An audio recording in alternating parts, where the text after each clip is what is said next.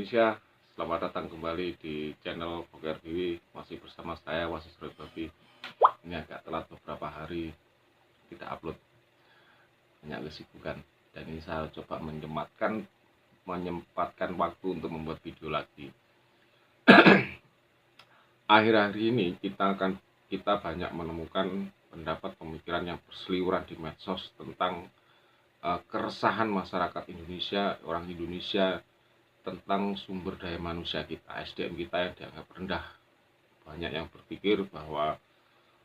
berpendapat bahwa SDM kita itu rendah karena terlalu banyak mengkonsumsi dogma-dogma dari agama. Dianggap agama itu sebagai sesuatu hal yang menghambat dalam hidup. Sehingga hari ini banyak berseliweran dua pendapat. Yang satu bahwa hidup itu harus rasional, yang satunya itu mempertahankan irasional. Nah, sebenarnya dua pendapat ini seharusnya itu menjadi satu, tidak boleh sendiri-sendiri. Apalagi yang paling fenomena itu pemikiran dari Dr. Yu Hasan yang tentang menjelaskan tentang masalah logika kehidupan. Ada satu kutipan video itu yang menarik, itu begini, mengajarkan kamu pasti bisa, itu sebuah dogma atau input ke pikiran anak. Jadi anak diberi kamu pasti bisa, itu sebuah pembelajaran yang tidak logis, itu yang irasional. Dan terus terang saya hanya tidak terlalu banyak menyimak video-video dari Dr. Yu Hasan, hanya sepotong-sepotong yang mungkin kurang kurang komplit, kurang lengkap, sehingga saya hanya menyorotinya hanya satu sisi. Tapi memang dari beberapa videonya itu lebih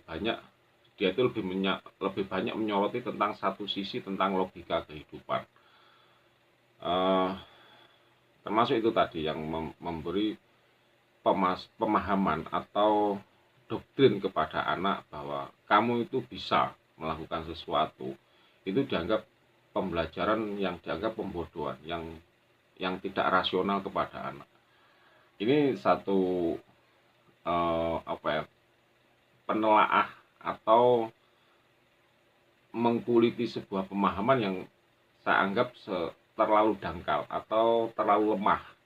Karena gini, Einstein saja itu selalu berpendapat bahwa imajinasi itu lebih tinggi daripada ilmu pasti.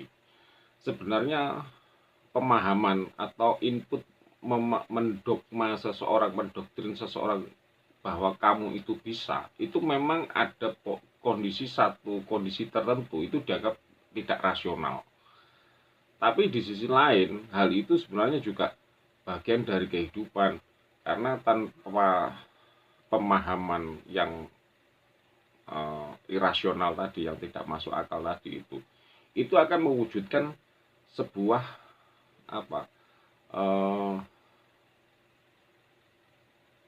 sebuah tindakan yang logis gitu loh.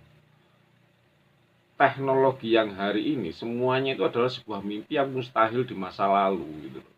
Orang tidak membayangkan kita menemukan satu perangkat hebat hanya ukuran berapa senti, 6 inci, sebagai ponsel yang dulu itu di masa lalu itu ada slogan dunia dalam genggaman, itu masih belum, ya waktu itu hanya beberapa programnya itu tidak komplit. Hari ini dunia dalam genggaman itu betul-betul nyata. Dari sebuah perangkat yang dulu itu dianggap sesuatu hal yang mustahil, ada kamera, ada video, ada komunikasi, ada internet, data, berinteraksi dengan orang di seluruh dunia. Kita bisa belanja, kita bisa mencari sesuatu dari sana. Dunia dalam genggaman yang dulu itu adalah sesuatu hal yang mustahil.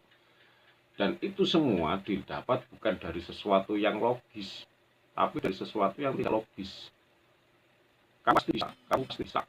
Kan awalnya itu adalah dari sebuah imajinasi seseorang, hayalan, bagaimana saya membuat sesuatu, memimpikan sebuah angan-angan tentang hidup. Dan itu termasuk salah satu bagian dari pelajaran yang irasional. Jadi hidup manusia, otak manusia itu sebenarnya ada dua macam. Di dalamnya itu ada otak kanan, otak kiri. Yang satunya itu isi logika, yang satunya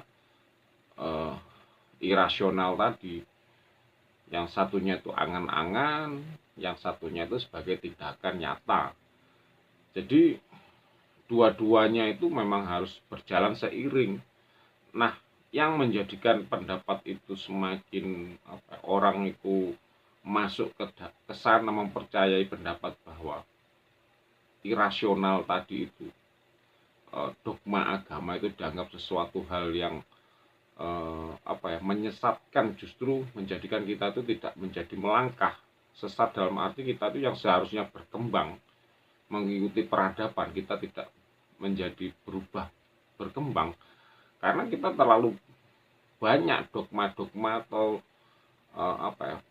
pendapat yang dimasukkan antara logika dan irasional ini nggak seimbang gitu loh. Dan juga rendahnya pemahaman kita dari masa ke masa, dari waktu ke waktu. Jadi memang benar itu ada yang terlalu banyak mendoktrin atau memasukkan pemahaman ke dalam pikiran, menginputkan pengetahuan di dalam otak manusia tentang imajinasi terlalu tinggi. Itu juga nggak benar, nggak baik gitu loh.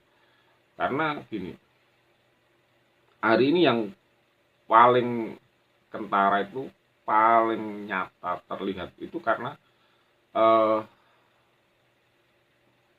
kita itu tidak memahami hukum alam itu sendiri, sehingga dogma-dogma itu nggak sinkron, nggak menjadikan satu gerak langkah yang seimbang. Karena gini, kita tuh bergerak secara fisik gini ya, itu karena otak itu memerintah itu. Otak kita diperintah untuk melakukan sesuatu. Tangan saya bergerak gini karena otak saya itu memerintah untuk bergerak seperti ini.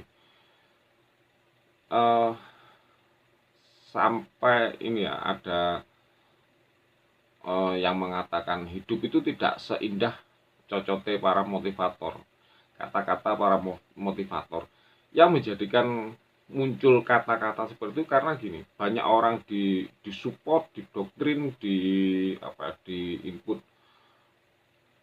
diberikan halusinasi pemahaman supaya dia itu mau melakukan sesuatu.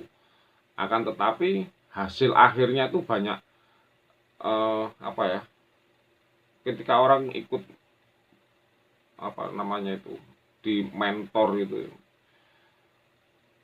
itu tidak semuanya berhasil gitu loh. Karena gini, karena banyak, kalau yang namanya mentor memberikan penjelasan motivator itu karena dia memang kerjanya memotivasi, nyari uang di sana. Dia nggak peduli yang ikut pelatihan itu sukses atau enggak, dia nggak ngurus. Yang penting saya mengajarkan motivasi.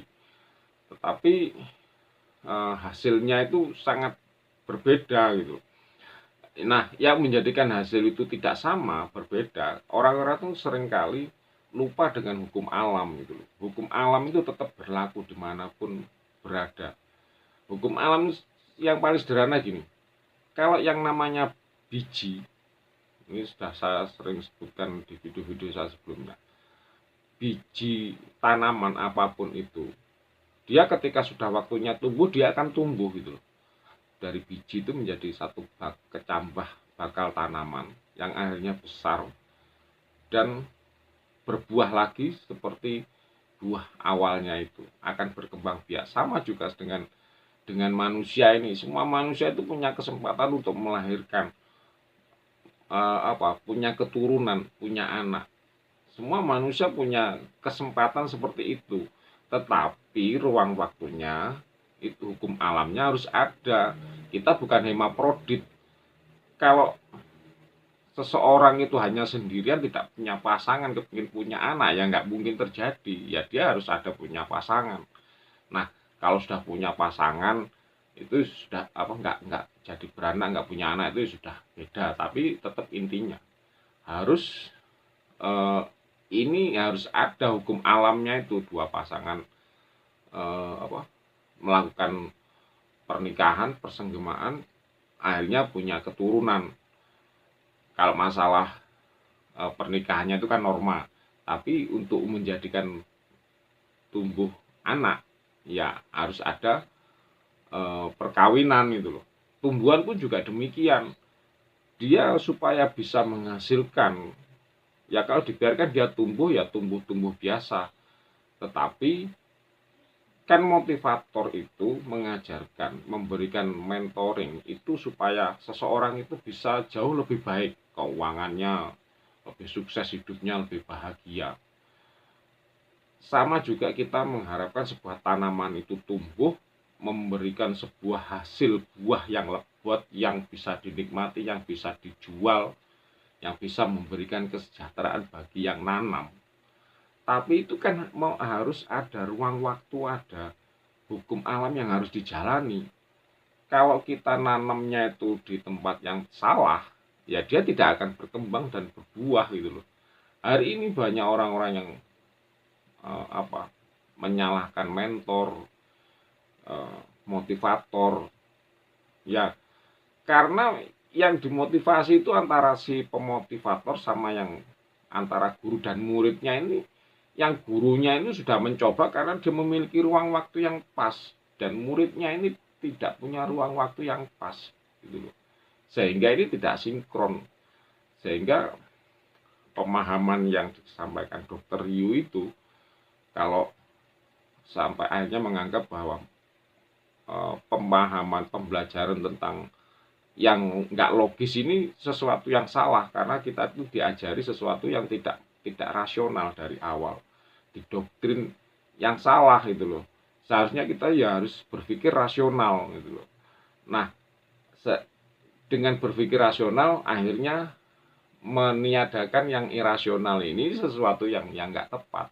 Karena memang seharusnya dua-duanya ini harus jalan seimbang. Ketika semua ini jalan seimbang, ya nanti akan terjadi sebuah langkah atau sebuah kinerja yang benar. Semua apapun yang terjadi, orang bisa menjadi sukses, menjadi kaya karena dia punya angan-angan untuk menjadi kaya. Langkahnya apa? Nah, ini tergantung situasi dan kondisi dia, tergantung keadaan dia. Kalau dia itu tidak punya nggak punya ruang dan waktu yang bisa menjadikan dia tumbuh, ya dia tidak akan tumbuh gitu loh. Ya dia hanya angan-angan aja, dan itu yang paling banyak di masyarakat kita. Kepingin sukses, hidup bahagia, tetapi langkahnya salah gitu loh. Ini yang hari ini yang menjadi sebuah dilema atau kendala-kendala yang terjadi di sekitar kita. Dan kita semua harus menyadari hal itu, bagaimana membedah kendala-kendala ini, sesuatu yang menghambat pertumbuhan manusia tadi, SDM tadi itu. Bagaimana dia bisa berkembang, ruang waktunya juga harus mengikuti, ruang waktunya itu harus juga mendukung gitu loh. Kalau nggak mendukung ya sama seperti keadaan kita hari ini. Oke, demikian video kali ini, semoga diterima, semoga bisa dipahami dan bermanfaat, dan nanti kita akan membedah lagi masalah ini yang jauh lebih detail, terutama itu masalah dogma, masalah pemahaman, masalah otak, masalah pikiran. Meskipun saya bukan dokter, saya tidak pernah sekolah seperti itu, tapi saya sudah banyak mengamati hal ini, sudah banyak melakukan percobaannya. Pokoknya saya mengamati tentang permasalahan otak manusia itu sudah dari waktu ke waktu, meskipun tidak secara medis, tapi mengamati perilaku manusia itu dari otak. Nanti kita bicarakan hal ini, kita akan bedah lebih jauh di video selanjutnya. Terima kasih, tetap semangat untuk tetap menjadi seorang orang Indonesia yang jauh lebih hebat di masa depan. Oke.